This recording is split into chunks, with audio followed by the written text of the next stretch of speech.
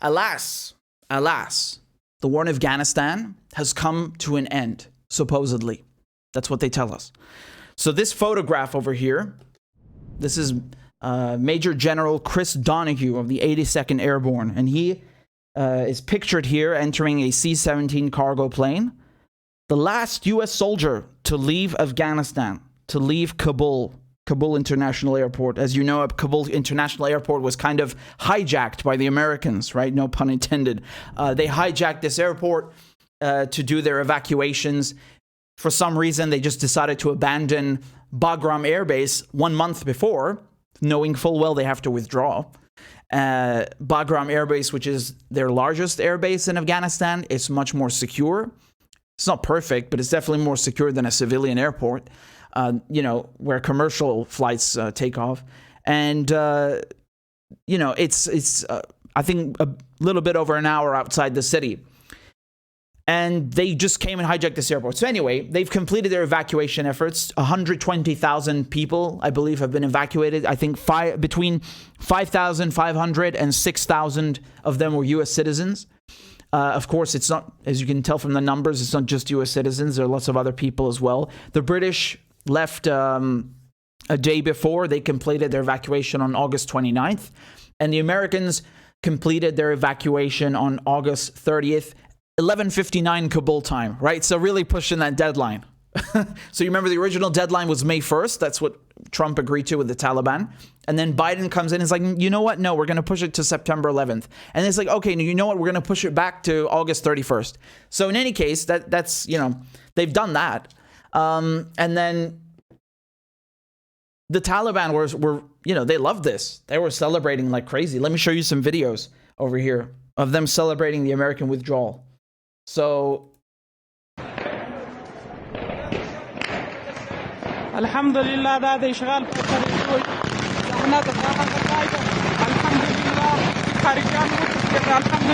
they're just firing their guns into the air in celebration, right? You can't see much.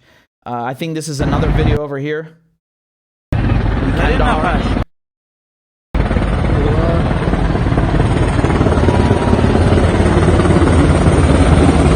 That's a Black Hawk.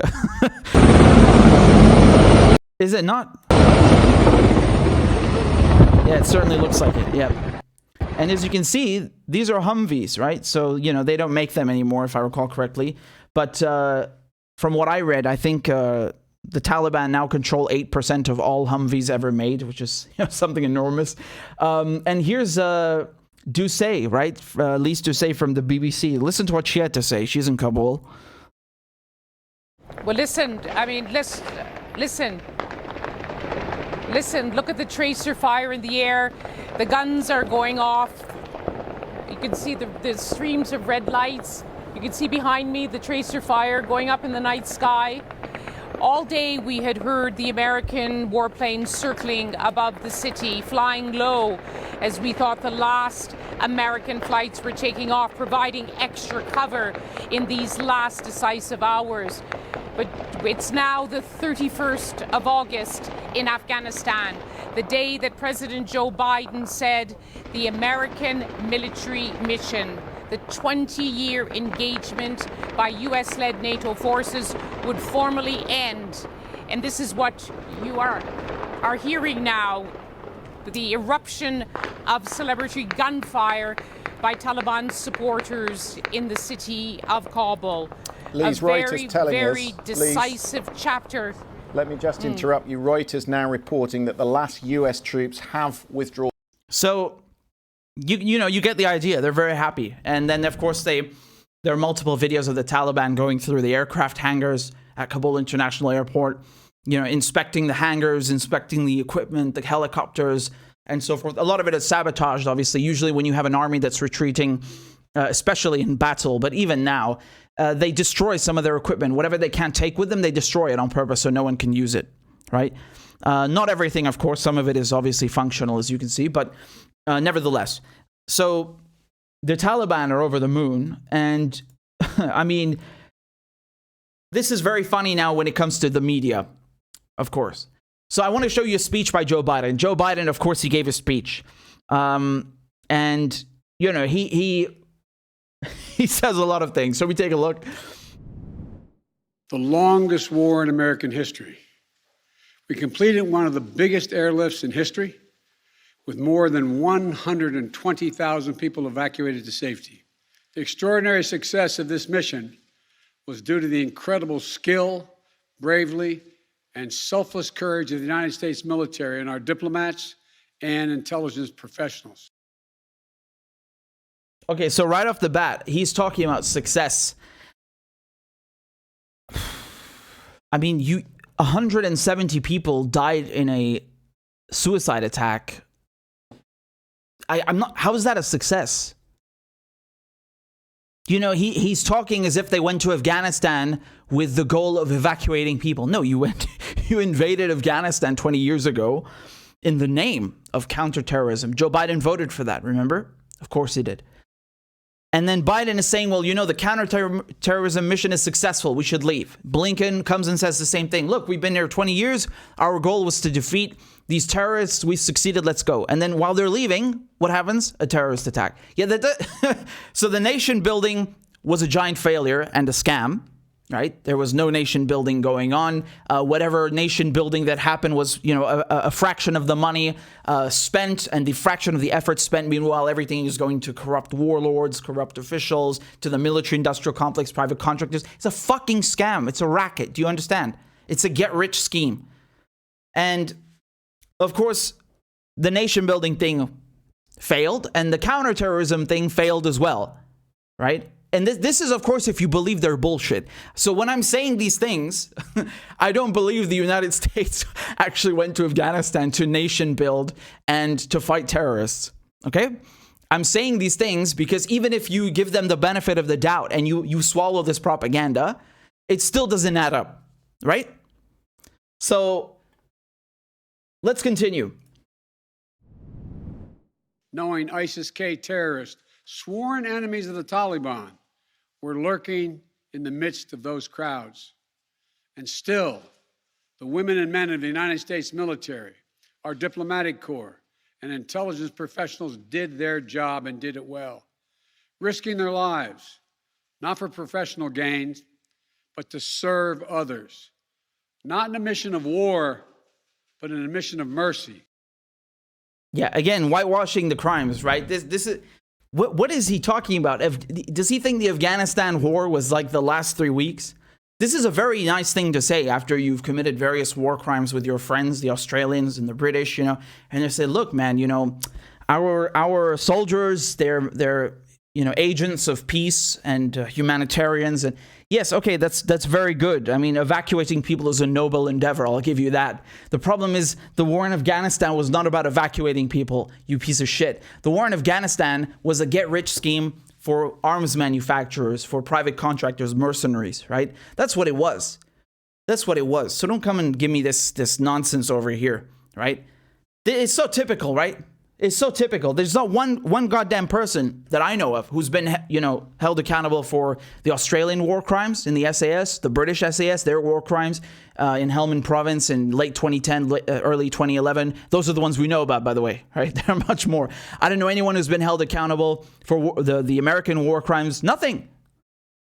So again, whitewashing, right? Whitewashing the history, trying to rewrite history. Assumption that the Afghan government would be able to hold on for a period of time beyond military drawdown turned out not to be accurate. But I still instructed our national security team to prepare for every eventuality, even that one. And that's what we did. So we were ready. Man, again with the lies, right?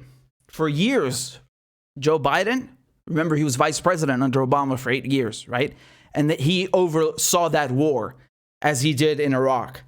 And for years, not just him, but all of them, Democrats, Republicans, what have they been saying? They've been saying, well, look, we can't leave. We cannot leave because we have to train these Afghan security forces. We have to give them tons of money, you know, which they will use, of course, for American weapons, which benefits our friends who make, you know, tanks and jets and you name it. And we can't leave. We have to stay. We're fighting terrorists, right? And then, oh, it turns out it was a lie. They lied the entire time to keep this occupation going to justify this so-called war on terror, right? So if you recall, Tony Blair and George Bush, they said it 1 month after the invasion in November 2001. 1 month after the invasion, we've destroyed Al-Qaeda. What are you doing there for 20 years then? Oh, we're nation building, we're arming the Afghan security forces, and then they evaporate like that because they knew they're going to evaporate. It's a racket. It's a scam. Do you understand? They knew this from the beginning. This is a lie that he has also repeated. We got thousands of Afghan translators and interpreters and others who supported the United States out as well. Now we believe that about 100 to 200 Americans remain in Afghanistan with some intention to leave. Most of those who remain are dual citizens, long-time residents who had earlier decided to stay because of their family roots in Afghanistan. So that's really interesting because I read a story. You'll forgive me, I don't recall what paper it was, but if you do a simple Google search, you'll find it immediately. There are people who've been calling the State Department hotline trying to get out of Afghanistan. U.S. citizens, right? Or dual citizens. In any case, they're American, and they've been asking for help, and they shut the phone in their faces, right? There's nothing else we can do for you right now. We're going to evacuate American citizens and those who helped us. Yeah, but why are people clinging onto planes then? Why are there people, not just Americans, pay attention, not just Americans, you have British as well, who were seen holding up their passports, let us in, help us. They just closed the gate in front of them. So, I think these people who've stayed behind, he's maybe right that some of them, don't want to leave because of their family and so on. But there's a good chunk of them who've been screwed over, okay? Obviously, when you look at 123,000 people evacuated, yes, this is an amazing logistical feat, a logistical accomplishment. But he's talking specifically about those who've remained, yes? And I'm telling you, there are numerous Brits, Americans, they've just told them, stay at home, we can't do anything for you, just hide out. Again, he's making the whole war about the withdrawal. Like, what a whitewashing of crimes. You war criminal motherfucker. Either follow through on the commitment made by the last administration and leave Afghanistan, or say we weren't leaving and commit another tens of thousands more troops going back to war. That was the choice, the real choice. This is great. This is great because Biden voted for the war in Afghanistan. He helped start the war in Iraq. And, I don't think he's ever met a war that he didn't like. And now he comes 20 years later and he's like, look, man, I'm the only rational person. Of course we had to leave. There's no other way. What do you think? Are you crazy? We can't stay in Afghanistan. And if you asked him 20 years ago, he would say the same thing about invading. Are you crazy? Of course we have to invade. We can't stay in America. We have to. Don't you love how Biden whitewashes the bullshit that he's done? Same thing with Iraq, right? When it comes to Iraq, he says, hey, I didn't help start the war in Iraq. George Bush tricked me. Now that's a good one, right? I haven't heard that often. George Bush tricked me. Well, if you're getting tricked by George Bush, what does that say about you? What does that say about you? What a goddamn liar. I was not going to extend this forever war. And I was not extending a forever exit. Again, I got nothing to add here. I got nothing to add. It's the same thing. It's the same thing. Joe Biden, his entire life, he has done nothing but help the arms industry start wars, continue wars. His whole life, he's been in Washington 40 years. And now he's acting like he's the responsible one in the room. Look, man, what he's saying is great. But there's a huge contradiction going on. Do you understand? Because this is not Joe Biden. Up until this moment, that's not Joe Biden. Joe Biden loves war. Joe Biden keeps wars going. So don't give me this bullshit. Okay? Do we understand each other here? I also know that the threat from terrorism continues in its pernicious and evil nature. But it's changed, expanded to other countries. Our strategy has to change too. Okay, I hope so. The problem is, when he says our strategy has to change, what I'm understanding is, oh yeah, we're going to keep doing regime change, just, we'll do it a bit differently. He's talking about terrorism. I don't hear him talking about Saudi Arabia. You guys need to remember the whole reason the United States invaded Afghanistan was because of 9/11. Allegedly. That's what they say. The Taliban offered to hand over bin Laden. They didn't want. Bush refused. Okay? So this is ill intent. Number two, to this day, the Taliban still insists, actually, that there's no proof that bin Laden did 9/11. So they think that they've done nothing wrong. Okay? Look at this. Look at this. People going into homes. This is propaganda from the old regime. We have no evidence of a single case. This war started when Osama bin Laden, as a guest of the Taliban, organized 9/11 attacks. Can you guarantee that this country will never again be a base for terrorism? When Osama bin Laden became an issue for the Americans, he was in Afghanistan. Although there was no proof he was involved, now we have given promises that Afghan soil won't be used against anyone. You still don't think that Osama bin Laden carried out 9/11? There is no evidence. Even after 20 years of war, we have no proof he was involved. So it sounds like, even now, after all of this, you're accepting no responsibility. There was no justification for this war. It was excuse for war.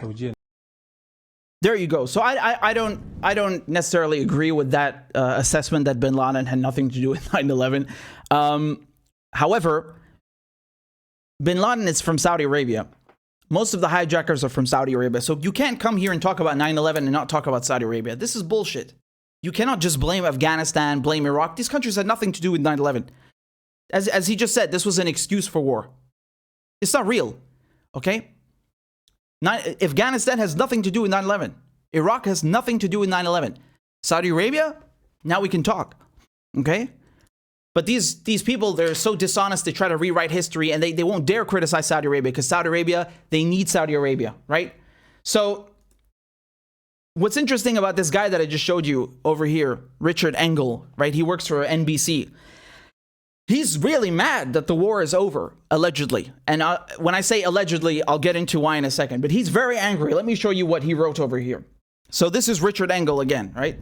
He says, Biden saying Afghanistan was yesterday's news, yesterday's terror threat, that he's guided by future threats. How can the Taliban, who still deny bin Laden was responsible for 9/11, controlling a country in the center of Asia, not constitute a current and future threat? So, you know... This is very funny, because America invades other countries. America has, you know, Iran, if we take the example of Iran, America has a whole aircraft carrier, you know, it has a whole group, you know, of ships, of warships, right on Iran's doorstep. That's a threat, if you want to talk about threats. When the United States and the UK and NATO were in Afghanistan for the last 20 years, and they have bases on Iran's doorstep. You know, Iran is a neighbors with Afghanistan. China has a border with Afghanistan. That's a threat. Do you remember the Cuban Missile Crisis?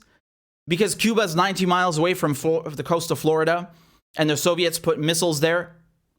They were like, oh my God, like it even has a name to this day. Like you learned this in school, the Cuban Missile Crisis, 1962, right? So that because the United States was threatened near its borders, it's such a cataclysmic event. It's still talked about 60 years later, 80 years later, you know.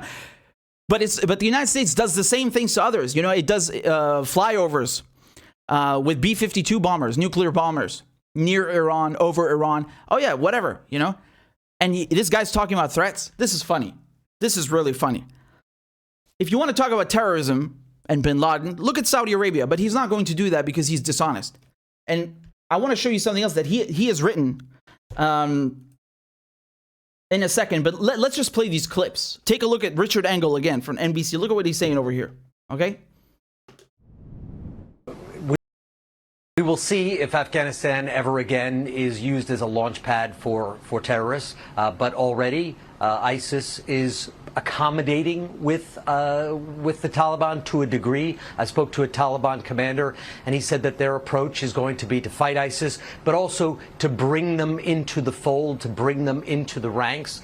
Al-Qaeda still has very close connections to the Taliban. They have fought. He's getting his bullshit mixed up. Yeah, you know, Al-Qaeda has close connections to the Hezbollah, the Hamas thingy with the ISIS, KLMNOP, you know. What a fucking bullshitter, man.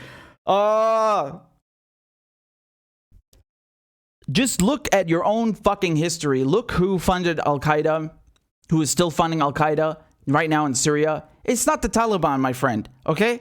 It's you. It's the United States. It's the United Kingdom and their intelligence services. They're the ones funding Al-Qaeda with close ties to Al-Qaeda. Stop giving me this bullshit propaganda. You want to talk real fucking history? You want to talk real facts, real politics, or this bullshit? I'm not interested in this bullshit. This is fucking propaganda. This is horse manure. This is cheap shit. Okay? This is not factual. This is bullshit. This is somebody who is angry that the cash cow is over. He's sad, he's angry that his war is over because he loves war like all other media liberals. They love war. Why do they always cheer on the wars?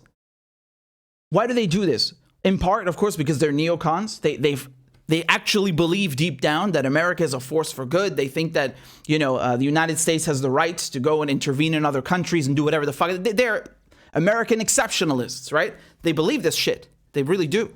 And there's no difference between Democrats, Republicans in that regard. You can just look at the unison between Democrats now and neocons from the Bush era. There's no difference. That's why they go together. But also because they make careers off of this. Yes, war sells, and the media sells a lot of it. And I can just quote you Richard Engel, the same guy. Look what he wrote in his book. Someone posted this on Twitter, right? John Schwartz, he says, if you're curious why NBC's Richard Engel is so upset about the U.S. withdrawing from Afghanistan, he talks honestly in his book War Journal about how he knew the Iraq War was going to be great for the careers of people like him. Quote, in the run-up to the war, it was clear that Iraq was a land where careers were going to be made. I sneaked into Iraq before the war because I thought the conflict would be the turning point in the Middle East, where I had already been living for 7 years. As a young freelancer, I believed some reporters would die covering the Iraq war and that others would make a name for themselves. Zarqawi, another young and ambitious freelancer, had the same idea, albeit with a radically different goal. I wanted to be a great reporter. Zarqawi wanted to rival bin Laden. My big break was being one of the few American journalists who stayed in Iraq during the U.S. invasion. Right? Like he fucking loves this war, right? And by the way, let me explain something to you. Why do you think they let him stay there? Why him? He acknowledges that he's lucky. Why? He's not lucky. There's a reason why he's allowed to do that. Because they need people like him to sell wars. Do you understand? After Vietnam, Vietnam was the first televised war, okay? And a lot of the anti-war movement was motivated by the pictures that were coming out of Vietnam, right? She was like, well, what is going on here? This is horrific. What are we doing, right? After Vietnam, the war machine in the United States, they learned their lesson. They said, okay, you know what? Now we're going to abolish the draft, but we're going to have the poor draft. We're going to make sure people can't have health care, they can't go to college, and we're going to advertise health care and college as perks to lure them into the military, like a scam, literally a scam, right? And also, when it comes to reporters, they decided they're going to have embedded journalists like this, right? So they will let you report, but you have to come and stay with the platoon. So you're sleeping, you're eating, you're shitting with these soldiers. You think it's going to be easy criticizing them, calling them out for war crimes? Good luck with that, okay? Some, of course, are very brave. Some do. There are journalists like that, real journalists, but they make it more difficult for you, right? They make you feel privileged also. Look, we're letting you come with the platoon. They guard you. They take care of you. But it's very hard to turn on them afterwards, right? Because, whether you like it or not, in one sense, they are keeping you safe. They are keeping you alive, even though their mission, their invasion is wrong, right? But as a reporter, you are unarmed. You are, your life is in their hands. So it's very difficult then to criticize them, right? So that's something they learned. And that's why he was allowed to do it, because he's going to help them sell wars. He still is, right? So let me just continue the clip for you. This other clip over here where he's whining about the war finishing. Side by side together for the last 20 years. and there are numerous reports that al-Qaeda leaders are going back home, being welcomed in some cases as heroes back in Afghanistan. Then there is also the inspirational aspect of all of this. It doesn't necessarily have to be that the next Osama bin Laden is sitting in Tora Bora, is sitting in Afghanistan. It is the example of what has just happened, the example that a small group of Islamist fighters can push out a superpower that could inspire the next bin Laden. So President Biden talked a lot about this war being yesterday's threat, that it had gone on too long, and a lot of Americans support leaving Afghanistan. But he didn't talk very much about the current dangers, the current situation, the threats that we face today, because a state in Central Asia has collapsed. It is now being controlled by the Taliban. The Taliban still have relations with other extremist groups. No real indications that they're going to break those ties. And the region itself is very, very nervous about further instability. Iran is spreading its influence. Pakistan, which has 200 million people and nuclear weapons, shares a border with Afghanistan, many tribal connections, many militant groups just on the Pakistani side of the border who could very easily be inspired by what has happened in Afghanistan.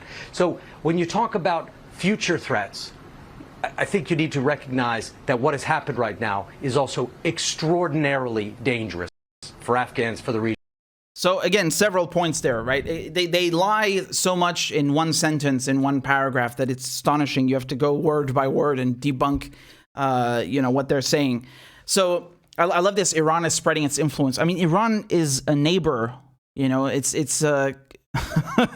Iran did not invade Afghanistan. If you want to talk about spreading influence, Iran did not invade Afghanistan. Okay, Iran does not even have ties with the Taliban, at least not officially yet. They've had some talks, diplomatic talks for a while. They're trying to figure out what to do. They're also waiting to see what the Taliban wants to do and will do. So, he's acting like, oh, they're buddies or something. It's just nonsense. And then he talks about extremist groups in Pakistan and in general being just extremist groups, worldwide being motivated by this. Do you see how he says the quiet part out loud? He says, look, now that we've had to leave Afghanistan, others will be motivated to make us leave as well. Yes, because you shouldn't be fucking invading other people, you goddamn moron. What kind of logic is that? It's not like, oh shit, what were we doing there? We killed so many people. We killed our own people even. We spent so much money killing people, dropping bombs on them. No. It's like, shit, man. Now that this has happened, other people are going to want to kick us out from their countries. Yeah, you're damn fucking right, you idiot. And that has nothing to do with the Taliban. That's got something to do with independence, wanting to be fucking free and not under colonial rule. You fucking imperialist piece of shit. What the fuck is wrong with this guy? Like, anyone who doesn't want to be occupied by a foreign power is the Taliban? What the fuck are you even saying?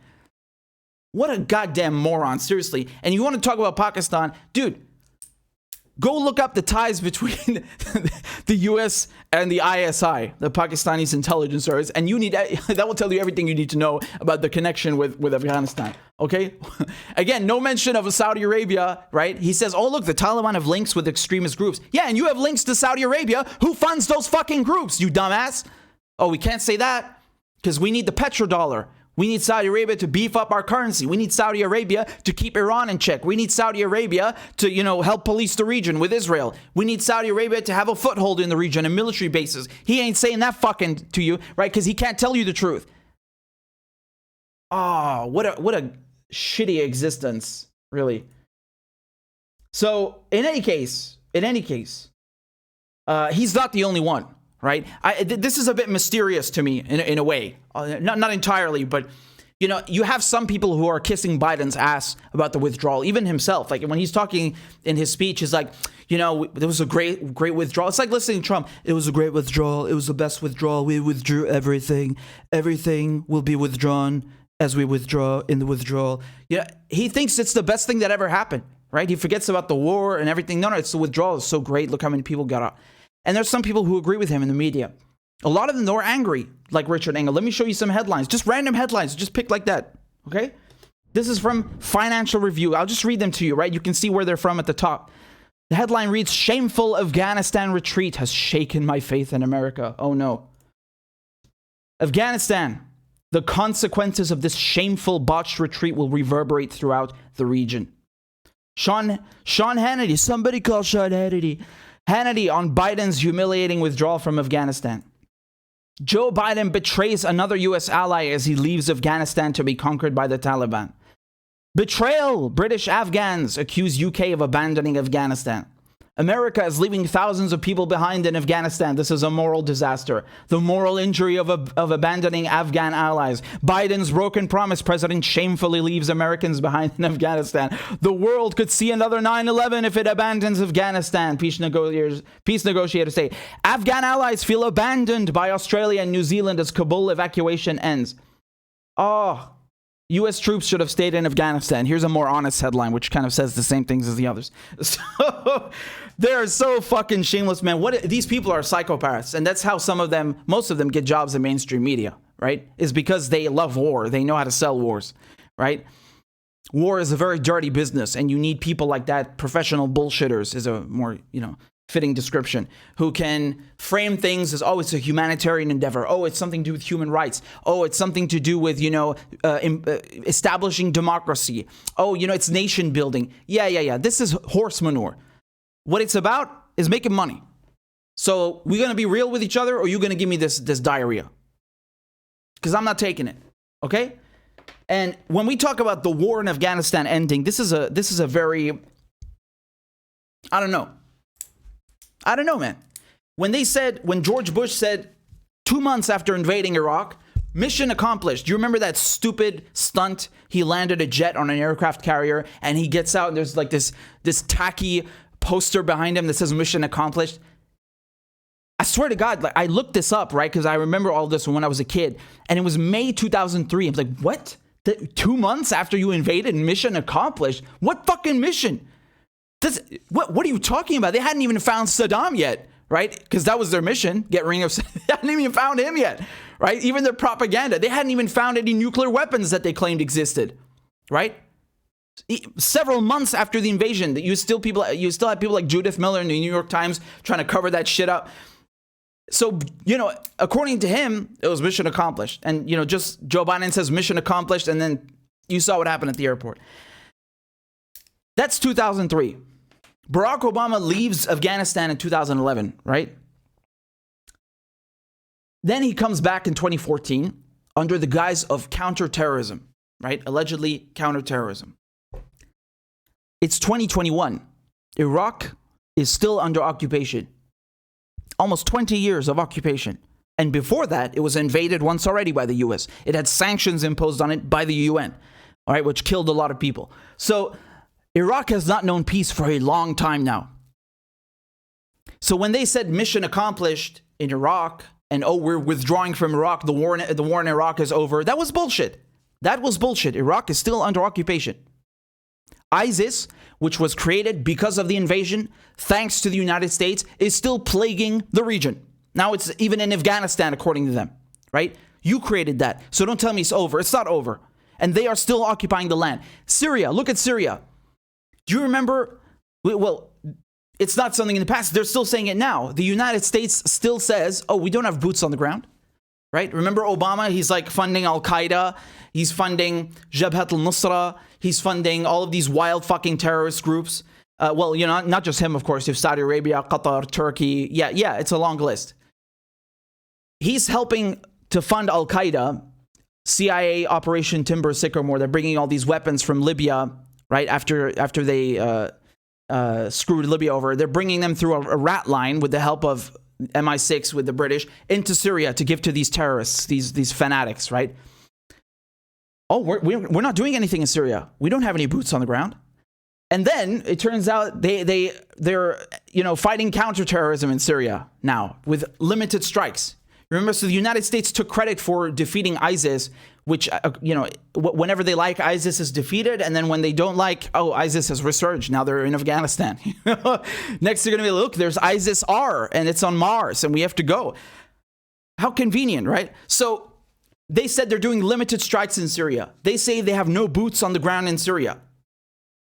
They control 90% of Syria's oil. How the fuck do you not have boots on the ground? I've showed you tons of photographs and videos of US troops in Syria.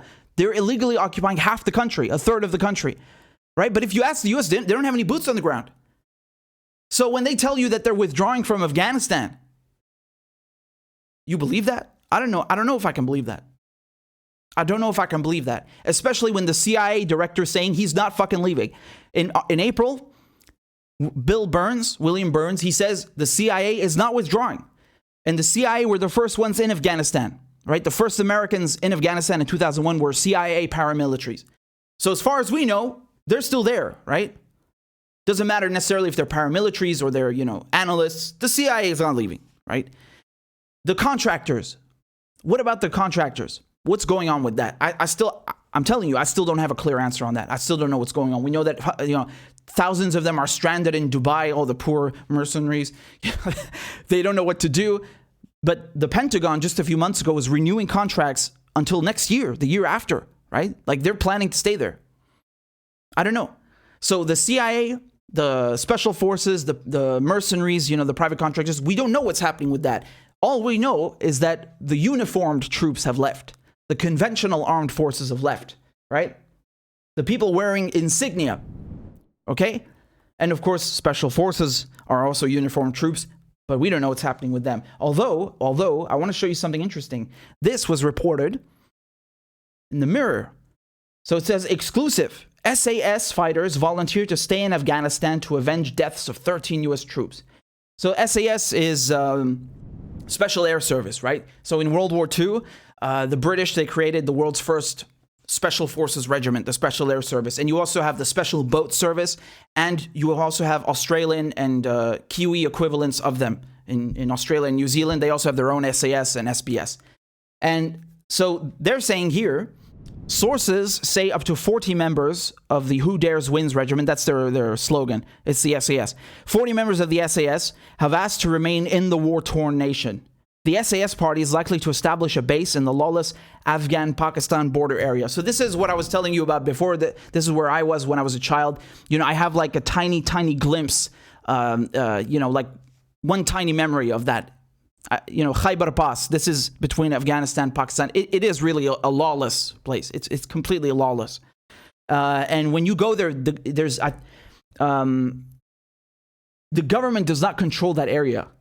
No one controls that area. It belongs to tribes. It belongs to warlords. They even warn you. There are signs when you go there. They say, enter at your own risk, because this place, we're not responsible for you. There's no police there. There's no army. There's nothing. It's really, Wild West or Wild East, right?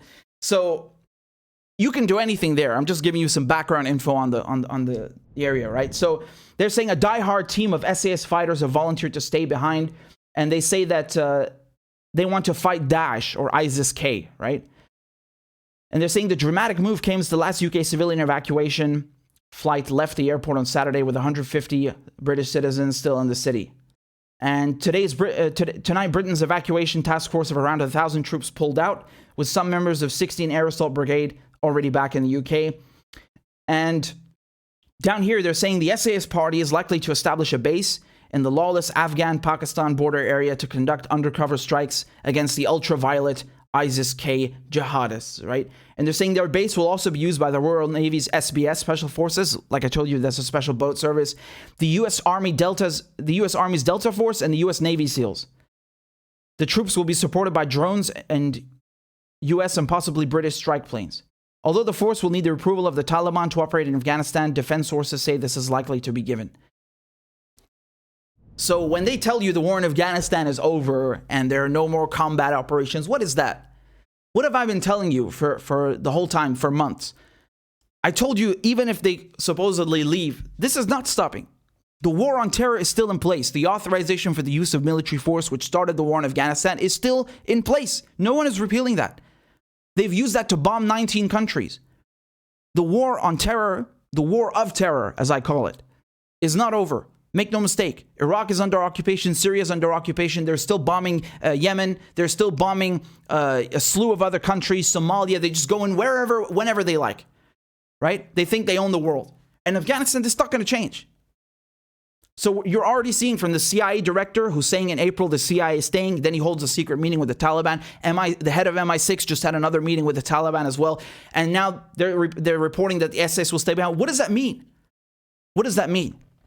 You know, again, when they said counterterrorism, they're staying in Iraq to fight Daesh, to fight ISIS, the same supposed enemy. They're still there. They still haven't left. I don't know. Take it with a pinch of salt. That's all I'm saying. Take it with a pinch of salt. And, of course, you know, I already talked to you about Turkey. Turkey is a NATO member, of course. And I don't know anyone else who's talked about this. I think I'm one of the only people who's mentioned the fact that Turkey is trying to take over, you know, in some capacity regarding Afghanistan. For example, Kabul airport, they want to be in charge of Kabul airport, right? And they've been trying to push this for quite a while now. They say that, you know, Afghanistan lacks the resources to run this airport. They need to have it secure so diplomats can come in and you could just have regular traffic, of course. And that Turkey should take over, the Turkish military should do this. And I think one of the reasons, I'm just speculating, I'm not sure if this is, you know, I don't know if this is 100% true. I'm just speculating that one of the reasons they want to do this is because, you know, it's easier to digest and to make happen because Turkey is a Muslim country, right? Majority Muslim country. So when you have NATO troops, but they're Muslims, maybe they can, I don't know, maybe that makes it easier. I mean, at the end of the day, they're still occupiers. And as far as we know, the Taliban, as far as we know until now, they have not requested Turkey to come and do this. This was a Turkish idea that was being, you know, hashed out between the US and Turkey. Afghans were not involved in this discussion.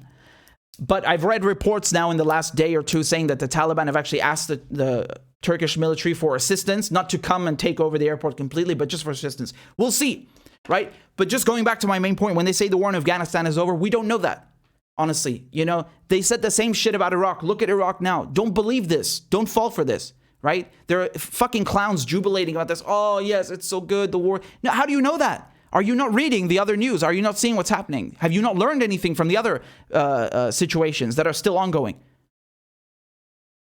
So their cash cow is still in place, right? The war on terror. The military is still going to be making money. And in his speech, Joe Biden, he comes along, and what does he say? He says that China and Russia are threats. So while he's withdrawing from Afghanistan, he's saying that we have to face new threats, Russia and China. Why are you? What is that? What is this warmongering nonsense? What do Russia and China have to do with your bullshit? Why are you like puffing your chest like some insecure bully? Like, you know, trying to make up, trying to compensate for this humiliation in Afghanistan. Yeah, well, you know, we're going to come for Russia and China. Wait, what? What is wrong with you? So anyway, man, this war is just, so many innocent people died. So many people died. It's really horrific. And you know, I'm going to keep saying this. The real victims are the Afghans. No one else. Not fucking invaders or politicians. It's the Afghans. They are the ones who were occupied, killed, who have suffered. Never forget this. And never forget, the only people who won in Afghanistan are the arms manufacturers. Raytheon, Lockheed Martin, Northrop Grumman, Boeing, BAE Systems. These are the winners. No one else.